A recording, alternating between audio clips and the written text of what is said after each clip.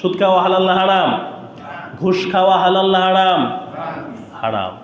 এরপর অবৈধভাবে কারো সম্পদ নষ্ট করা হালাল না হারাম? যারা আমরা ব্যবসা করি, অনেকেই ব্যবসায় রয়েছে আমাদের জামাতে, ব্যবসা করে, ব্যবসার সময় যখন কারো কাছ থেকে কিছু নেয় তখন হচ্ছে বেশি নেয়, আছে না নাই? যখন দেয় তখন কম দেয়, আছে না নাই?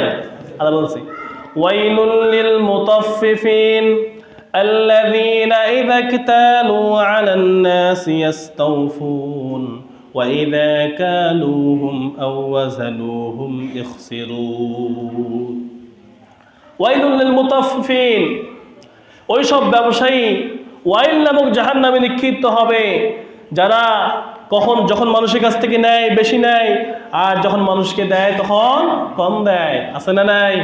আছে না নাই? ব্যবসায়ী কথা বলে না। আল্লাহ আমাদের সবাইকে হেদায়েত দান করুন বলে আমিন। আমাদের বৈধ পন্থা অবলম্বন করতে হবে।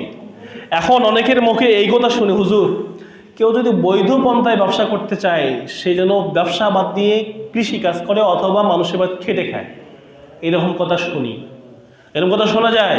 অনেক ব্যবসায়ীদের সাথে পরিচয় তো আছে, তারা বলে হুজুর মিথ্যা কথা ছাড়া ব্যবসা করা সম্ভব না, হুজুর অবৈধ পন্থা ছাড়া আপনি লাভ করতে পারবেন না, সম্ভব না, সম্ভব না। তাহলে ভাই আপনার অবৈধ পন্থার উপার্জন ব্যতি রেখে বাদ দিয়ে খেটে খেয়ে দুই হাত দিয়ে কাজ করে পরিশ্রম করে উপার্জন করে খাওয়া বেশি জরুরি। এই দুনিয়াতে আপনি কয়দিন?